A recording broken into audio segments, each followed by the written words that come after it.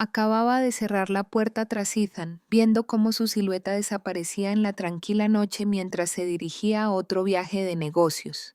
El familiar sonido de las ruedas de su maleta al desvanecerse por la acera de ladrillos era extrañamente reconfortante, como un ritual que ambos entendíamos pero del que nunca hablábamos. Me quedé allí un rato más de lo necesario, con una mano apoyada en el marco de la puerta, dejando que el silencio se apoderara de mí antes de cerrar por fin. Nuestra casa estaba en una calle tranquila de Charleston, a pocas cuadras del mar. La brisa marina a menudo se colaba por las ventanas, si las dejabas entreabiertas, trayendo consigo el aroma a sal y magnolia, envolviéndolo todo como un recuerdo. La ciudad estaba tranquila en esta época del año, bastante cálida por las tardes, pero aún fresca por las noches, el tipo de clima que apetecía mantas suaves y dulces. Pasé por el pequeño mercado de la esquina de camino a casa del trabajo y compré una caja de trufas de chocolate negro y una botella de vino tinto.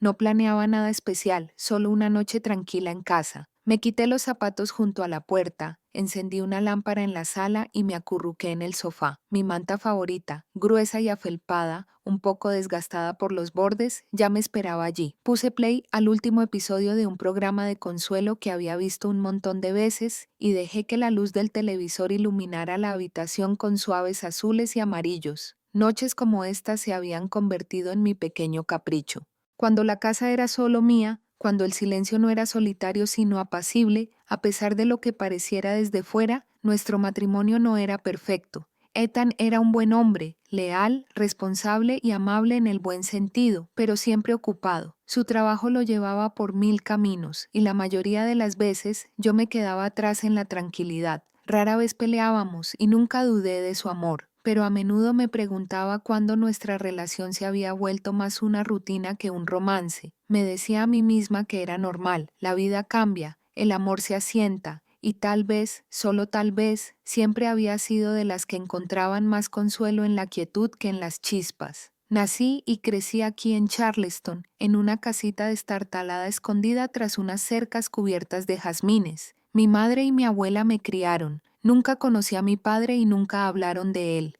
Por lo poco que entendí a lo largo de los años, había sido un fugaz romance de verano. Alguien a quien mi madre conoció durante un viaje a los Outer Banks antes de regresar a casa conmigo, creciendo silenciosamente en su interior, pero nunca me molestó su ausencia. De hecho, mi infancia fue plena, llena de cálidos aromas a horno, porches soleados y el suave murmullo de dos mujeres que resolvían cualquier problema con una taza de té y una larga charla. Nuestro hogar siempre fue tranquilo, nunca caótico, nada de gritos ni portazos, solo una comprensión silenciosa. Creo que ahí aprendí a amar la paz más que la pasión. Mientras otras chicas soñaban con vestidos de novia y romances apasionados, yo me conformaba con novelas y largos paseos por el puerto. Mi madre solía decir que tenía un alma vieja, que era demasiado sabia para mi edad. Quizás tenía razón. Siempre me atraían las cosas que me hacían sentir segura. La previsibilidad, la rutina, saber dónde encajaba cada cosa y por qué.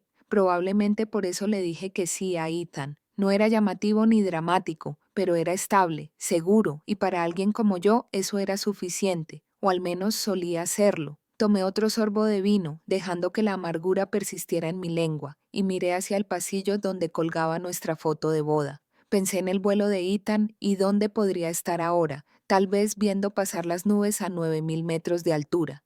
No sabía entonces que la paz que con tanto esfuerzo había construido ya estaba empezando a tambalearse, que la noche que había planeado pasar en una acogedora soledad sería la última noche en que volvería a ver mi matrimonio de la misma manera. Mi madre solía decir que no quería que creciera sola, no con amargura ni con arrepentimiento, sino con una tristeza silenciosa en la voz, como si intentara advertirme sobre algo que nunca podría expresar con palabras. Revolvía la sopa o doblaba la ropa y de repente decía: no deberías pasar tus mejores años sola, cariño. La vida pasa más rápido de lo que crees. Me reía, ponía los ojos en blanco, pero sabía a qué se refería. Era el recuerdo viviente de su aventura de verano convertida en madre soltera. Y aunque nunca me hizo sentir como una carga, creo que una parte de ella aún cargaba con el peso de haber criado a una hija sin una pareja en la que apoyarse. Amaba a mi madre y a mi abuela más que a nada. Eran fuertes, amables y muy leales la una a la otra, pero también eran mujeres tranquilas. No vivían con audacia, no buscaban aventuras ni desamores.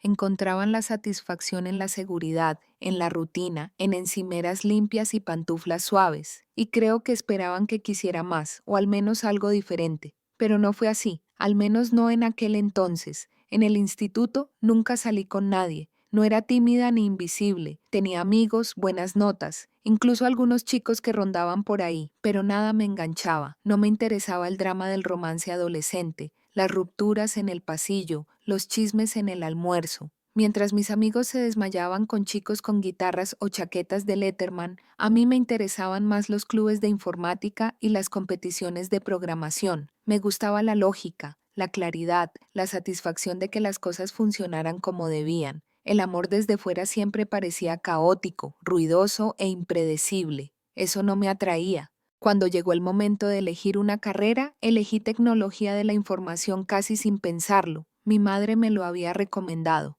Buena carrera, trabajo estable y muchos chicos inteligentes, dijo con un guiño, pero de verdad me encantaba. Me gustaba construir cosas desde cero, ver cómo los sistemas se ensamblaban pieza por pieza. Tenía sentido para mí de una forma que a la gente no le parecía. Empecé la universidad no muy lejos de casa, viajando desde nuestra antigua casa en West Ashley hasta el pequeño campus local en el centro de Charleston. Era una vida manejable, segura y familiar. Entonces mi abuela falleció. Ocurrió en mi segundo año, de repente y sin previo aviso. Un derrame cerebral en plena noche, que desapareció antes de que llegara la ambulancia. Recuerdo cómo se desplomó mi madre cuando recibió la llamada. Fue la primera vez que la vi desmoronarse de verdad.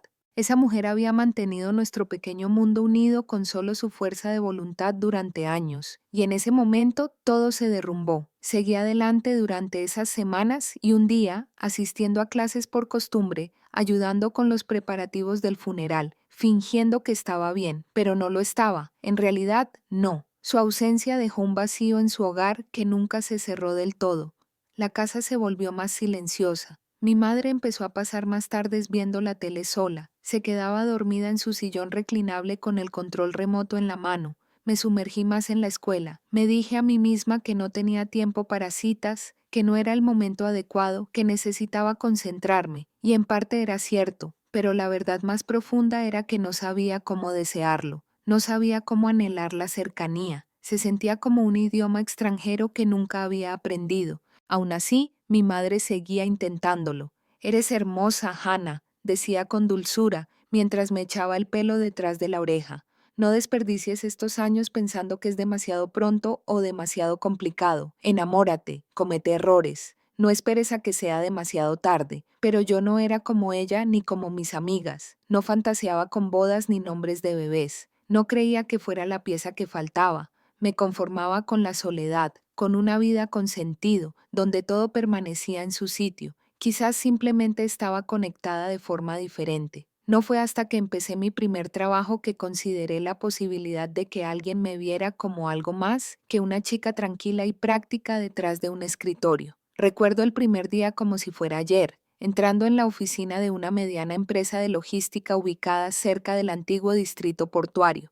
El edificio, que había sido renovado a partir de un antiguo almacén de algodón, tenía paredes de ladrillo visto, grandes ventanales con vigas descoloridas por el tiempo. Olía a tóner de impresora y café recién hecho, y rebosaba la energía de quienes se toman su rutina en serio. Ahí fue donde empecé a sentir un cambio. Aún no lo sabía, pero la vida estaba a punto de darme mi primera lección real sobre el amor. Y lo que no fue, conocí a Jonathan Hayes un martes por la mañana que no parecía destinado a ser especial. Caminaba por el pasillo del trabajo, con un fajo de facturas que apenas entendía, cuando casi choqué con él fuera de la sala de conferencias. Levanté la vista justo a tiempo para ver a un hombre con traje azul marino haciéndose a un lado, sonriendo levemente mientras me abría la puerta. No era lo que esperaba. Todos habían estado comentando su visita toda la mañana. Jonathan Hayes, director regional de una de nuestras empresas asociadas, alguien a quien la gente describía con frases como mente brillante, estrella en ascenso y sin duda alguien a quien seguir de cerca.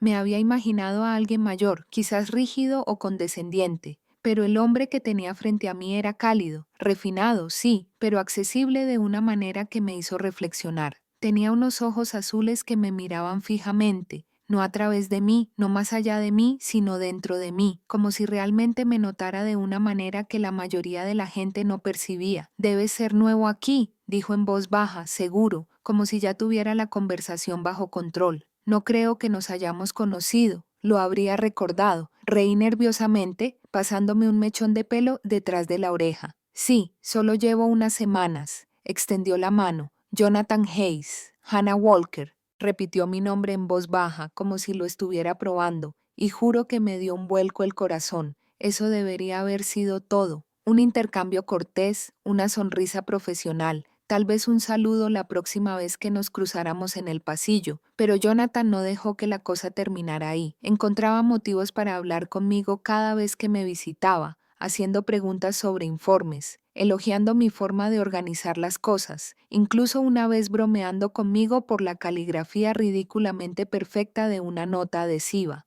No fue gran cosa, solo detalles, pero me di cuenta. Una semana después, llamó a la oficina y pidió hablar conmigo directamente. Espero no ser demasiado atrevido, dijo, pero me gustaría invitarte a cenar si estás libre. Me quedé atónita. Nadie me había invitado a salir así antes, tan directo, tan seguro, como si supiera que la respuesta sería sí. Y de alguna manera dije que sí sin pensarlo. Me quedé con las mejillas encendidas durante horas. Me recogió en la puerta de la oficina ese viernes por la noche, abriéndome la puerta del coche como si hubiera salido de una película. Olía a colonia cara y a ambición. Fuimos a un restaurante en una azotea del que nunca había oído hablar, con jazz suave de fondo y guirnaldas de luces colgando. La vista de la ciudad me hizo sentir como si estuviera en otro lugar, en un lugar glamuroso, adulto, no solo como la chica de la casa tranquila de West Ashley. Jonathan pidió por los dos después de hacer las preguntas justas para que pareciera que estaba adaptando la experiencia a mi gusto. Te encantarán las vieiras selladas, dijo con seguridad. Son las mejores de la ciudad, créeme, y así fue. Me dejé llevar por sus decisiones, dejándome guiar por él durante la velada. Sus historias, su ritmo, el vino. Habló de su trabajo, de su motivación, de las ciudades que había visitado. Me hizo sentir interesante con solo preguntarme sobre mi infancia, mis sueños, mis libros favoritos. Cuando me miró, lo hizo con una intensidad que me impresionó. Esa mirada me hizo sentir hermosa de una forma nunca antes vista. Vista, admirada, elegida. Floté en la noche como si estuviera en otro cuerpo. No era solo Hannah, la hija cautelosa, ni Hannah, la oficinista callada. Era alguien emocionante, deseado, y cuando Jonathan se inclinó hacia mí al final de la noche y me besó en la mejilla, con su mano cálida en la espalda, sentí que algo se desataba en mi interior. Creo que una parte de mí ya sabía que le gustaba tener el control, pero en lugar de cuestionarlo, dejé que me consolara. Dejar que él me guiara significaba que no tenía que decidir, que no tenía que preocuparme. Era mayor, tenía más experiencia, y la seguridad en su voz hacía que el mundo se sintiera menos abrumador, y deseaba con todas mis fuerzas creer que esto era todo, que por fin había encontrado el amor que mi madre siempre soñó. La primera vez que Jonathan me dijo que no me pusiera algo, lo interpretó como un cumplido. Había elegido un vestido corto de flores para un brunch dominical con unas viejas amigas de la universidad. Nada escandaloso, simplemente ligero y veraniego, algo que ya había usado decenas de veces. Pero al salir de la habitación, ladeó ligeramente la cabeza y dijo, «¿Sabes? Te verías aún más espectacular con ese vestido azul marino que usaste para la recaudación de fondos. Más elegante, con más clase». Su tono era suave, casi pensativo,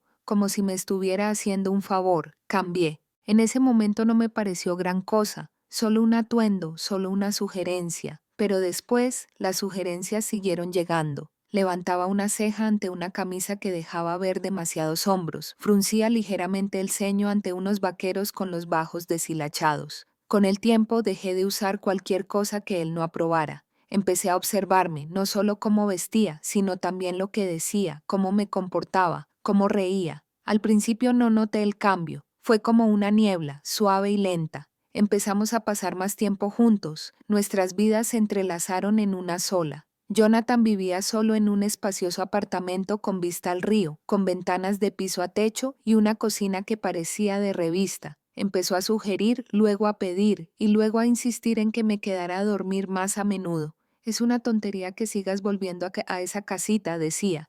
Apenas nos vemos y yo quería estar cerca de él. De verdad que sí. Así que al final hice algunas maletas y me mudé. Al principio intenté hacerme cargo de todo para que el lugar se sintiera como en casa. Cociné, limpié, reorganicé el especiero, aunque no tenía ni idea de que eran la mitad de los frascos. Vi videos de YouTube sobre cómo doblar sábanas ajustables como si fueran de hotel. Quemé la cena 2 veces. Jonathan no gritó, simplemente sonrió con fuerza y pidió comida para llevar. «Te pondrás bien», dijo, besándome la frente, pero había algo cortante en su tono que me acompañó toda la noche. Empezó a hacer comentarios sobre cómo su madre hacía el mejor pastel de pollo, sobre cómo su exnovia siempre ponía flores frescas en la mesa, sobre lo importante que era para una mujer crear un hogar tranquilo. Nada de eso era cruel. Exactamente, solo lo suficientemente agudo como para doler. No le gustaba que hiciera planes sin avisar, y si hubiera organizado algo para nosotros, decía, «¿No importo en tu agenda?». Tampoco le gustaban mis amigos. Pensaba que eran demasiado ruidosos, demasiado inmaduros, demasiado imprudentes. «¿Para qué juntarse con gente que no te inspira?», preguntó una noche. Y quizá tenía razón, quizás los estaba superando. Empecé a cancelar planes, a poner excusas. Al cabo de un tiempo, dejaron de preguntar. Jonathan hablaba constantemente del futuro, del matrimonio, de nuestra boda, de los colores que usaríamos para la recepción, del fotógrafo que contrataría. No me había propuesto matrimonio, todavía no, pero hablaba como si ya estuviera decidido, como si ya estuviéramos a mitad de camino y yo aún no lo hubiera alcanzado. Algunas noches me quedaba despierta a su lado, mirando al techo, preguntándome por qué sentía ese extraño vacío en el pecho. Lo hacía todo bien. Me compraba regalos, me llevaba a cenas elegantes, recordaba aniversarios que ni siquiera sabía que teníamos. Era todo lo que mi madre siempre había esperado que encontrara, ambicioso, confiable, generoso. Pero también había algo más, una presión, una opresión que no podía nombrar. Sentía que constantemente intentaba ser suficiente, lo suficientemente guapa, lo suficientemente afable, lo suficientemente servicial. Había dejado de preguntarme qué quería, de tomar decisiones que solo me correspondían. En algún momento pasé de sentirme apreciada a sentirme moldeada. Aún así, me decía a mí misma que así era el verdadero amor, compromiso, sacrificio. Madurar significaba renunciar a cierta independencia, ¿verdad? Imaginé la voz de mi madre, orgullosa y esperanzada, diciéndome que por fin había encontrado a un buen hombre. Y me aferré hacia esa imagen como a un salvavidas, incluso cuando la corriente que la sostenía empezó a tirar. Ocurrió un viernes por la noche, justo después de haber rechazado otra invitación para mis amigos. Habían planeado una quedada en un bar en una azotea del centro. Solo unas copas, nada del otro mundo, pero yo había declinado sin pensarlo. A Jonathan no le gustaban los bares, no le gustaban mis amigos y, la verdad, ya no esperaban que les dijera que sí.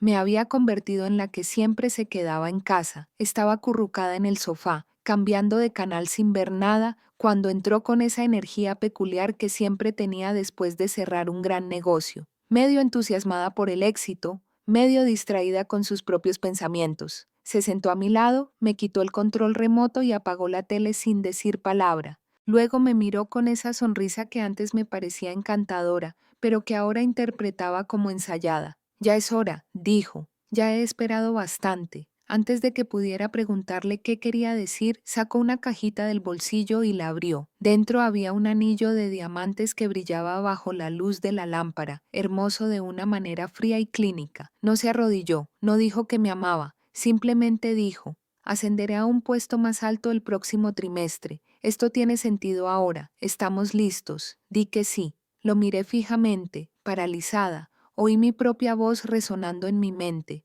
Cada excusa que había inventado, cada justificación que había susurrado a altas horas de la noche para justificar la presión, el control, el peso de su presencia. De repente, todo estaba ahí, frente a mí, las veces que criticaba mi cocina con un suspiro paciente, la forma en que fruncía el ceño cuando intentaba usar algo llamativo o corto, los comentarios pasivo-agresivos sobre mis amigos, el silencio que seguía a cada pequeña rebelión, y pensé, esto no es amor, esto es gestión, esto es control envuelto en seda y oro.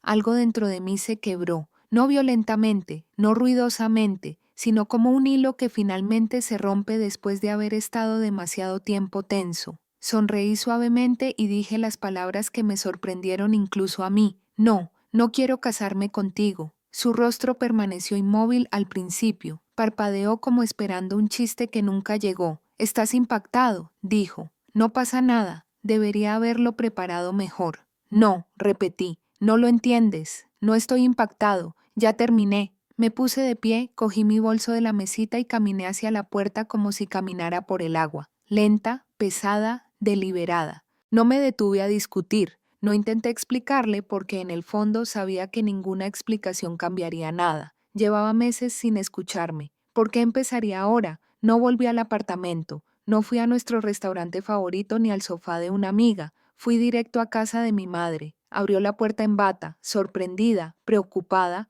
pero no preguntó nada. Simplemente me abrazó largo y fuerte como si supiera. Esa noche, por primera vez en años, dormí profundamente, sin presión, sin expectativas, solo el suave zumbido del viejo ventilador de techo, el aroma de las sábanas de lavanda de mi madre y el latido tranquilo de mi propio corazón. Tranquila, sin cargas. Por primera vez en mucho tiempo me sentí libre. Conocí a Ethan la noche que me descabullí de una fiesta de empresa a la que ni siquiera quería asistir. Era uno de esos eventos sofocantes y sobreiluminados en un salón de banquetes alquilado, con comida tibia y risas forzadas. La gente chocaba las copas y charlaba incómodamente mientras un DJ intentaba, sin éxito, que alguien bailara. Aguanté una hora, quizá menos, 2 chicas de contabilidad, y me escabullí y entré en un bar a unas cuadras de allí. Un lugarcito acogedor con música en vivo, ladrillos a la vista y una iluminación tenue que le daba un toque más cálido. Una banda local tocaba algo con aires de blues, y por primera vez en toda la noche sentí que podía respirar. Fue entonces cuando lo vi. Ethan Walker. No era ostentoso, no era el más ruidoso del lugar ni el mejor vestido, pero algo en su forma de reír, desenfrenada, con las comisuras de los ojos entrecerradas, me llamó la atención. Estaba sentado con unos amigos al final de la barra, hablando con naturalidad, como si perteneciera a cualquier sitio. Cuando nuestras miradas se cruzaron, sonrió. No una mueca burlona, ni una actuación, sino una sonrisa genuina y relajada que me hizo devolverle la sonrisa sin querer. Acabé sola en una mesa mientras las chicas salían a fumar, y entonces se acercó. «¿Te importa si me siento?», preguntó, señalando la silla vacía. «Para nada», dije. Empezamos a hablar de la banda, luego de música en general, luego de cine, y de alguna manera, en 20 minutos, pasamos de directores favoritos a series de televisión de la infancia y a nuestra mutua pasión por la arquitectura antigua. Fue fácil, sin actuación, sin pretensiones, sin carisma calculado, solo 2 personas conversando que parecía eterna. Intercambiamos números de teléfono antes de que terminara la noche. Y recuerdo caminar a casa sintiéndome más ligero que en meses, sin presión, sin expectativas, solo el recuerdo de alguien que me escuchó sin interrumpirme y me miró como si fuera una persona, no un proyecto. Ethan llamó 2 días después. Nuestra primera cita fue un paseo por el puerto y comida para llevar en un banco del parque. Sencillo, honesto y perfecto. No era rico. No provenía de una larga familia de hombres exitosos ni tenía un apartamento de lujo con vistas al horizonte. Había ascendido desde cero. Nací en un pueblito al norte de Carolina del Sur, criado por una madre soltera. Me gradué en ingeniería civil y conseguí trabajo en Charleston gracias a mi determinación y coraje. No intentaba impresionar a nadie, solo buscaba construir algo real. Y con él no tenía que fingir. Podía vestir lo que quisiera, reírme a carcajadas, decir algo inapropiado, y él nunca me hizo sentir inferior por ello. Nunca me hizo sentir que tenía que ser mejor ni más. Le gustaba por lo que era. Salimos un año antes de que me propusiera matrimonio, nervioso y dulcemente, en el mismo banco del parque donde compartimos aquella primera cena para llevar. No hubo ningún gesto grandilocuente, ni fotos prefabricadas, solo Ethan con un anillo en una mano y el mío en la otra, preguntándome si quería construir una vida con él. Dije que sí sin dudarlo. Nos casamos la primavera siguiente en una pequeña ceremonia junto al agua. No fue perfecta. Las flores se retrasaron, mi velo se enganchó en un arbusto y mi madre lloró durante todo el evento, pero fue nuestro. Sincero, sencillo, lleno de amor. Me mudé a la casita de 2 habitaciones que Ethan había comprado unos meses antes de conocernos. No era nada lujoso, pero tenía un limonero en el patio trasero y un porche que captaba la mejor luz de la tarde, y cada mañana me besaba la sien y susurraba: haces de este lugar tu hogar. Con Ethan no intentaba ser perfecta, no tenía que ganarme su cariño, podía respirar. Por primera vez en mi vida me sentí segura y pensé, quizás esto sea lo que se supone que es el verdadero amor. Empezó como cualquier otra noche cuando Ethan estaba fuera de la ciudad. Me serví una copa de vino, encendí una vela en la encimera para que la casa se sintiera menos vacía y me di un baño caliente con aceite de lavanda. Me había enviado un mensaje antes diciendo que sus reuniones en Raleigh se habían retrasado y que volvería a casa el domingo por la noche. Eso me daba 2 días más de tranquilidad, de soledad, o eso creía. Fui a la cocina a buscar el altavoz Bluetooth que guardaba en el cajón cerca de la estufa, algo para poner música mientras me remojaba. Pero al abrir el armario inferior vi algo encajado entre el panel lateral y la pared, un pequeño rectángulo, negro, desconocido, un teléfono. Fruncí el ceño y metí la mano para sacarlo. Estaba polvoriento como si hubiera estado allí mucho tiempo, pero no olvidado ni abandonado. En cuanto lo tuve en la mano, se iluminó. Entraba una llamada. No una simple llamada, sino una videollamada. El nombre en la pantalla decía Natalie, seguido de un emoji de corazón. Se me encogió el estómago. No pensé, solo respondí. La cara de una chica llenó la pantalla, tal vez de 18 años, tal vez un poco mayor. Rubia, grandes ojos azules, rasgos suaves y delicados. Su expresión cambió al verme. «Oh», dijo, parpadeando rápidamente. «¿Me equivoqué de número?» Intenté mantener la voz serena. «¿A quién busca?» Dudó. Ethan, lo siento. ¿Eres tú? Soy su esposa». Sus labios se separaron ligeramente, y por un momento pensé que iba a llorar. Oh, no lo sabía, no lo sabía. Pensé que tal vez esto todavía era suyo. «Lo siento, tengo que irme». Y así la llamada terminó. Me quedé allí paralizada, mirando la pantalla negra en mi palma, mientras los bordes de mi mente se deshacían como un hilo. Me temblaban las manos, el corazón me retumbaba en los oídos. Volví a mirar el teléfono, un modelo antiguo, de otra marca que el que Ethan usaba a diario. No tenía funda ni pantalla de bloqueo, solo ese nombre, esa chica, Natalie. Todo lo que vino después se movía a cámara lenta. Dejé el teléfono en la encimera como si fuera a quemarme. El agua de la bañera se enfrió, la vela se derritió en un charco de cera. Me senté a la mesa de la cocina durante lo que parecieron horas, intentando reconstruir una versión de la realidad que tuviera sentido. Me estaba engañando, tenía que serlo. ¿Qué otra cosa podría ser? ¿Un teléfono oculto? ¿Un adolescente? ¿Su llamada con un emoji de corazón junto a su nombre? Las noches largas, los viajes, las ausencias inexplicables. ¿Cómo pude estar tan ciego? No pude dormir. Me quedé en su cama, con los ojos abiertos, repasando cada conversación, cada caricia. Cada vez que me decía que estaba a salvo, no dejaba de imaginar su rostro, joven, suave, frágil, como el de alguien a quien nunca le habían mentido. Para cuando llegó la mañana, tenía la garganta irritada de contener las lágrimas y había hecho un montón de planes. Confrontarlo, dejarlo, gritar, exigir respuestas.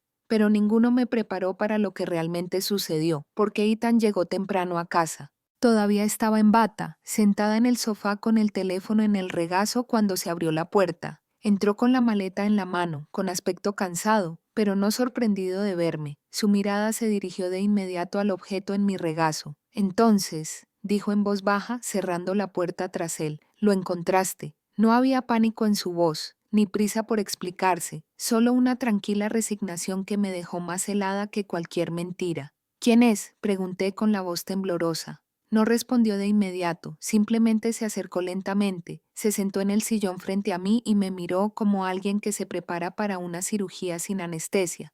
«Te lo iba a decir tarde o temprano», dijo, «pero no sabía cómo».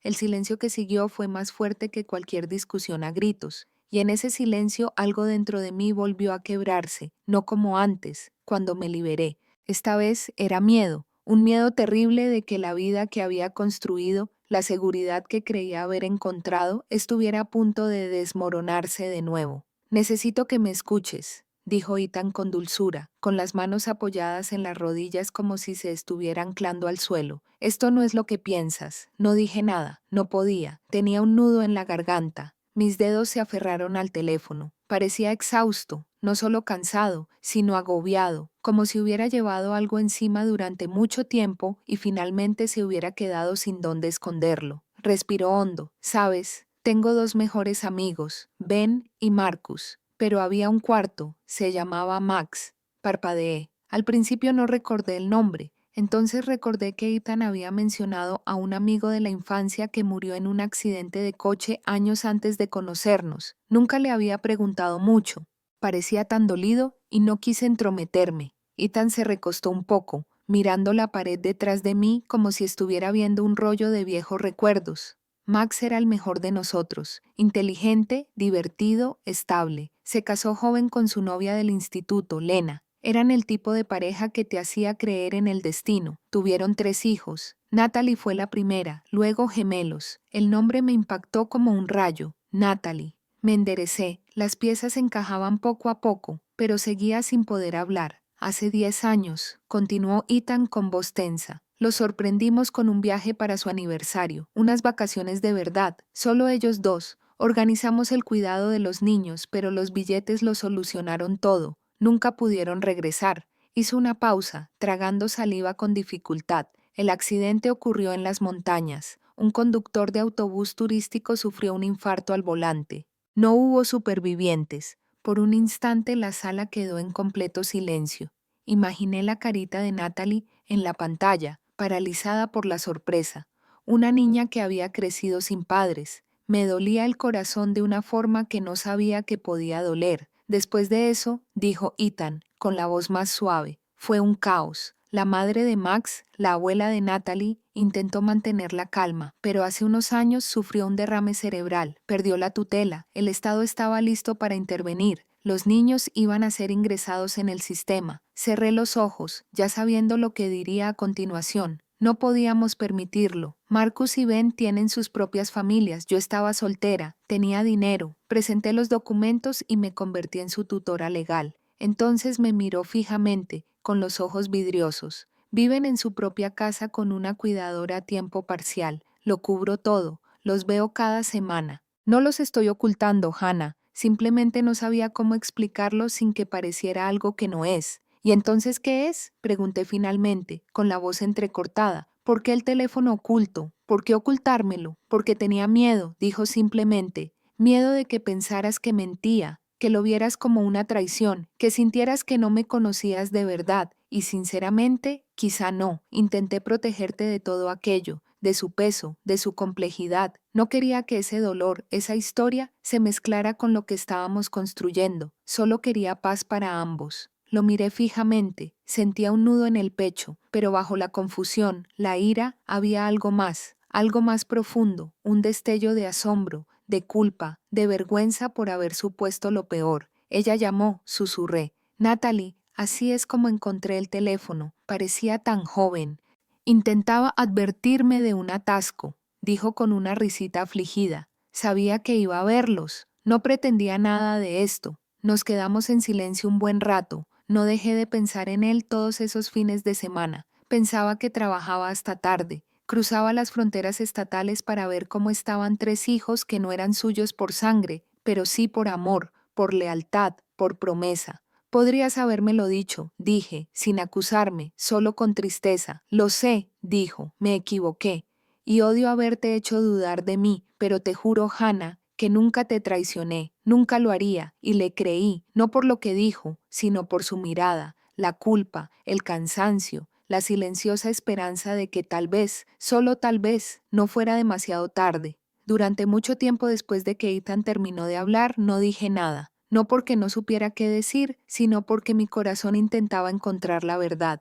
Había pasado una noche entera creyendo que el hombre que amaba me había traicionado. Me quedé mirando ese teléfono oculto con manos temblorosas, imaginando los peores escenarios, dejando que cada oscura posibilidad floreciera en mi pecho. Y ahora allí estaba, crudo, roto, honesto, diciéndome una verdad muy distinta a la que temía, pero, de alguna manera, aún más pesada. Sentí todo a la vez, Traición, sí, pero no por las razones que esperaba. Me dolió que no me hubiera confiado esta parte de su vida. Me sentí culpable por haber asumido lo peor. Me sentí asombrada, aturdida en realidad, por el peso de lo que había cargado solo. Y debajo de todo eso, sentí algo más profundo. Me sentí orgullosa de él. Ethan no era perfecto. Nunca fingió serlo. Pero lo que había hecho en silencio, sin reconocimiento, sin pedir elogios, era el tipo de amor del que solo había leído en novelas. El tipo que se sacrifica, el que se hace presente, el que no necesita ser visto para ser real. Ojalá me lo hubieras dicho, repetí, esta vez con más suavidad. Lo sé, susurró. Quería proteger lo que teníamos. No quería que sintieras que había una parte de mí que no podías alcanzar, pero la había, dije, y ahora está aquí, todo, y tengo que decidir qué hacer con ello. Asintió, sin presionar, sin suplicar, solo esperando. Y algo en eso, su quietud, su paciencia, me hizo confiar aún más en él. Miré el teléfono que aún tenía en la palma de la mano. El nombre de Natalie en la pantalla se sentía diferente ahora, no como una amenaza, ni como una traición, sino como una puerta abierta. Quiero conocerlos, dije finalmente, y tan parpadeó tensando ligeramente los hombros. Tú quieres, asentí. Si voy a ser tu pareja, si voy a ser tu pareja de verdad, no puedo solo participar en las cosas fáciles. Quiero conocer a las personas que amas, a las personas que te formaron, y si son familia para ti, también lo son para mí. Sus ojos se llenaron de una mezcla de gratitud e incredulidad. Extendió la mano, tomó mi mano con ternura y me besó la parte interior de la muñeca. Te amarán, dijo. Eso espero, susurré. Pero aunque no sea así, creo que ya los quiero un poco solo por ser parte de ti. Pasamos el resto de la mañana hablando de los niños, de sus personalidades, de cómo Natalie se había convertido casi en una adulta demasiado pronto. Ethan me habló de los gemelos, de su energía constante, de sus chistes privados, de cómo seguían dibujando a sus padres cuando los extrañaban demasiado como para decirlo en voz alta. No tomamos ninguna decisión importante ese día. Sin declaraciones ni gestos dramáticos, solo pequeños pasos intencionales hacia algo más grande. Una semana después, vinieron de visita. Natalie se mostró más callada en persona de lo que esperaba, más reservada, pero amable y atenta. Sus ojos me buscaron cuando nos conocimos, como si intentara descubrir quién era yo en realidad. No la culpé, pero al final sonrió,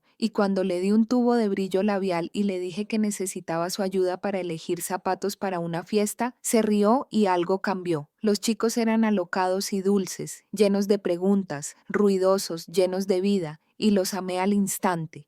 Ese verano los invitábamos a casa todos los fines de semana. Cocinamos juntos, jugamos a juegos de mesa, paseamos por el puerto. Trajeron el caos a nuestra pequeña y ordenada vida, y lo agradecí. Por primera vez, nuestra casa se sentía llena de una forma que ni siquiera me había dado cuenta de que faltaba. Esa sensación de plenitud que viene con el ruido, el desorden, los dedos pegajosos y alguien gritando. Me quedé con el último brownie de la sala. Una noche, mientras estábamos sentados en el porche, escuchando a los chicos pelear por un videojuego, miré a Ethan y Natalie tarareaba mientras se trenzaba el pelo. Él los observaba con una silenciosa satisfacción en el rostro, y cuando se giró hacia mí, la vi reflejada en sus ojos. No pensé que pudiera tener todo esto, dijo en voz baja, no después de todo lo que pasó. Bueno, sonreí, inclinándome hacia él. Ya no tienes que hacerlo solo.